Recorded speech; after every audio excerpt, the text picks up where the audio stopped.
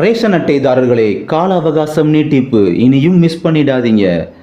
ஆதாருடன் ration கார்டை இணைப்பதற்கு 2024 June 30ஆம் தேதி இறுதி நாளாக அறிவிக்கப்பட்டிருந்த நிலையில் தற்போது செப்டம்பர் 30ஆம் தேதி வரை நீட்டிக்கப்பட்டுள்ளது.